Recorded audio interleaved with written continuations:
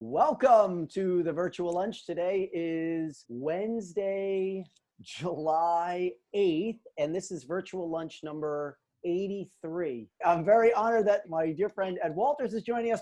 In 1999, I'm working in a big law firm, and a giant client of the firm calls and says, "Hey, I need an answer on something by tomorrow morning. It's a case law question. It's too new to be in the books, so go find it online. And by the way, don't use Westlaw or Lexis." And I said, "Hold on. First, that's the tools we use at this firm. That's what we have. Second, why do you care? You're like one of the biggest companies in the world." So I'm saying, "What's your hang up with Westlaw and Lexis? Clearly it's not money." And they said, "No, it's exactly money. We have 300 outside law firms who do research on our behalf, and then they pass through their pro rata cost to us. And so last year we paid like $10 million for other people's Westlaw and Lexis. So I don't pay to put the books on your shelf, and I'm not going to pay to put them on your computer either. Go do it some other way." And I said, "Fine, I'll just go use whatever the number 3 service is, right? I'll go find that and I'll use that." But I couldn't find one. So 1 o'clock in the morning, I break down and I just use Lexis. And I'm pissed, all right? Every page of the printout says like copyright LexisNexis. And it took like 45 minutes to find something that should have taken about 5 minutes. And it cost like $3,000 of research. So now the partner who I work with is pissed off because we're about to eat $3,000. The client's be pissed off. There's an hour of my billable time that we're going to have to bill through or eat. So I'm storming around my office suite.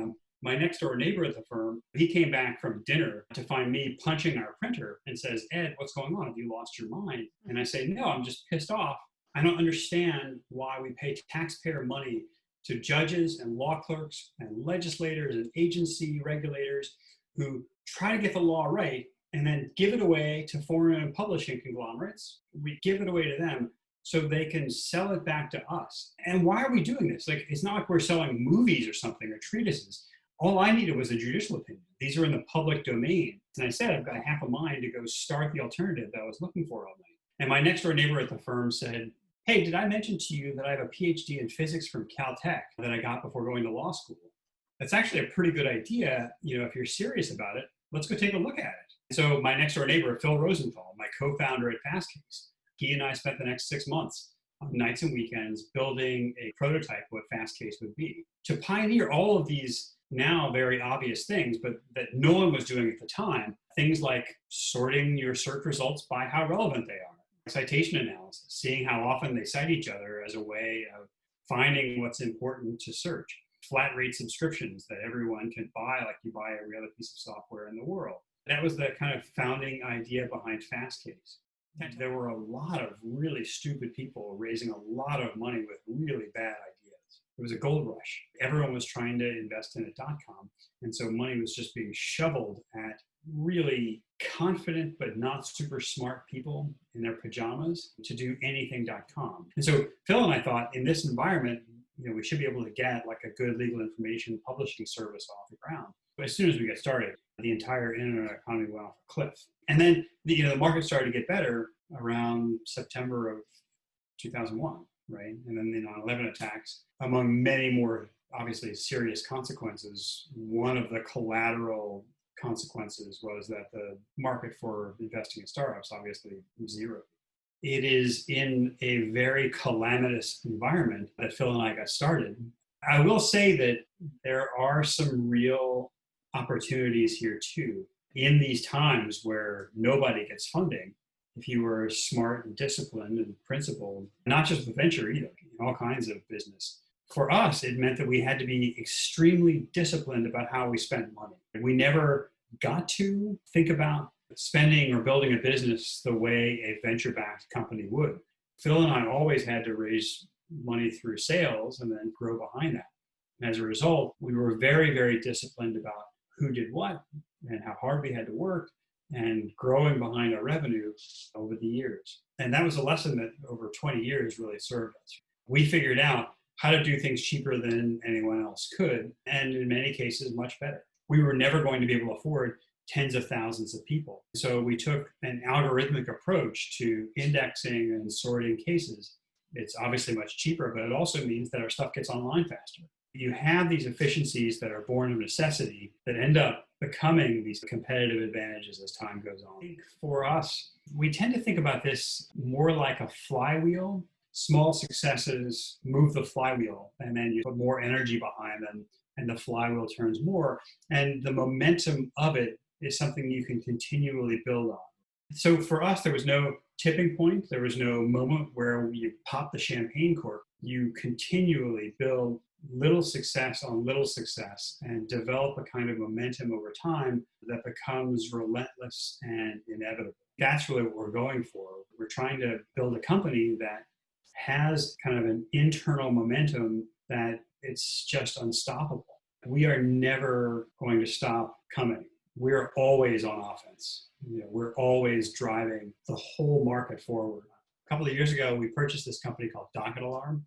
Docket Alarm was pulling the docket sheets and the documents in them from Pacer, then building analytics on top of them. And we at the time thought that the team was really onto something. They had a very smart approach to this. They had great entrepreneurial DNA.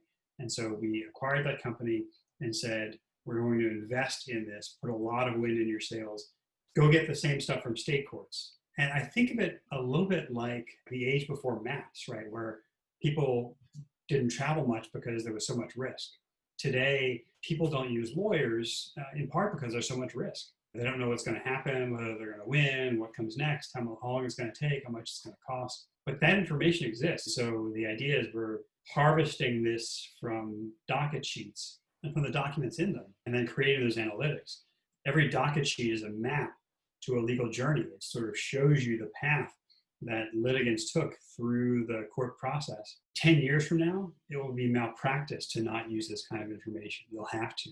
It's an opportunity for lawyers to do better, to avoid some of the grunt work, and then for litigants, if you're involved in cases, it takes a lot of the risk out. So I think actually we'll have more clients. The lawyers will make more money because there is less uncertainty. In the same way that people travel more in the presence of maps. Travel was a very small business before there were maps in the world. After there were maps in the world, travel becomes this giant global industry.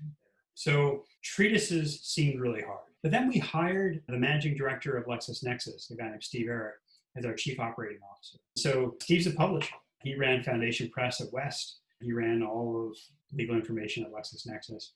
And he said, first of all, look, when I came to Fastcase, dozens of publishers said, let me come with you. And second, it's just not that hard to do. It seems hard because you've never done it before. We could start publishing books like right now. And so we did. We started this imprint called fullcourt Press. And the idea is to fill in the secondary treatise resources that law firms feel like they would need.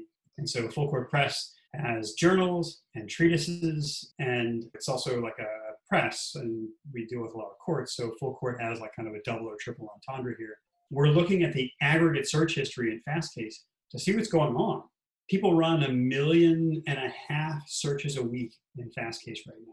So we can mine that data in the aggregate to see, okay, there is a spike in cases right now about acts of God, these clauses in contracts that would allow people to cancel because of acts of God.